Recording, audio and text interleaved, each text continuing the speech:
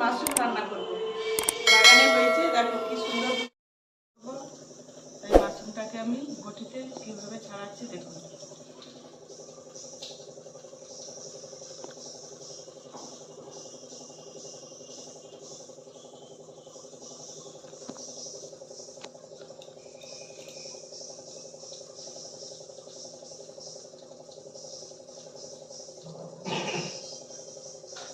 আঁশটা তুলে দিতে হয়।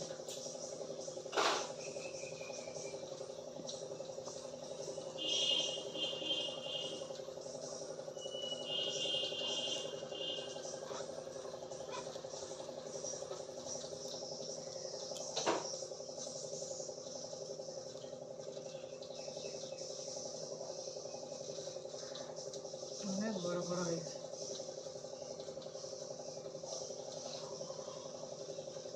খেতে দারুণ। মাশরুমটা কেটে নিয়েছি, এবারে ভালো করে জল দিয়ে ধুয়ে নেব।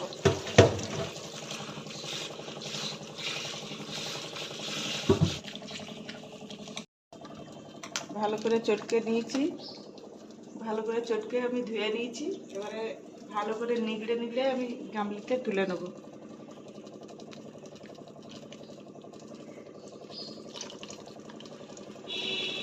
মাশরুমটাকে এইভাবে রান্না করে খেয়ে দেখবেন, পুরো মাংসের মতো। মাংস যেমনি মশলা পড়ে, মাংস সেরকমই করে রান্না করলে, আর চিংড়ি মাছ পড়লে তো খুবই ভালো। আমি রসুন বাটা, আদা বাটা, জিরে বাটা, টমেটো পেস্ট আর পেঁয়াজ বাটা, আর হলুদের গুঁড়ো, লঙ্কার গুঁড়ো আর নুন। আমি মাশরুমটাকে ভেজে নেব। কড়াই গরম হয়ে গেছে, মাশরুমটা আমি দিয়ে দেবো।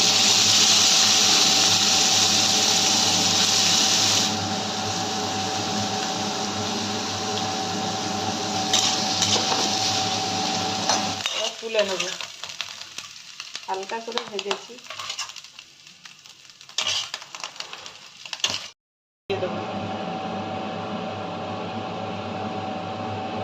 কালো জিরে আর তেজপাতা ফোড়ন দেবো, ওটা দিয়ে দেবো। বাটা দেবো, বাটা দিয়ে দেবো, টমেটোর পেস্টটাও দিয়ে দেবো। স্বাদ মতো দিতে হবে, যে যেমনি লঙ্কা খাবে, ঝাল ঝাল হলে ভালো লাগবে। দুধ দেবো, নুন দিয়ে দেবো পরিমাণ মতো, হালকা একদম হালকা করে জল দেবো,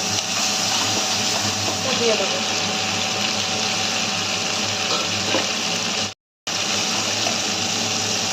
মশলার উপরে আলু দিয়ে আমি আলুটাকে কষে নেবো ভালো করে।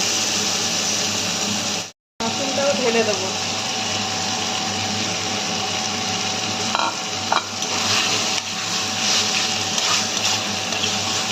ঢাকনাটা দিয়ে দেবো। 5 মিনিট হয়ে গেছে, ঢাকনাটা খুলে নেবো।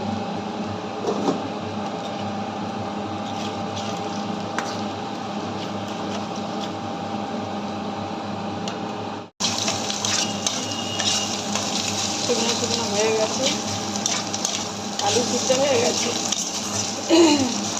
করে আমি মিট মশলা দিয়ে দেবো, তাহলে মাশরুমের গন্ধটা এতটা লাগবে না, তাই অল্প করে দেবো। উপরে একটু ভাজা গরম মশলা দিয়ে দেবো।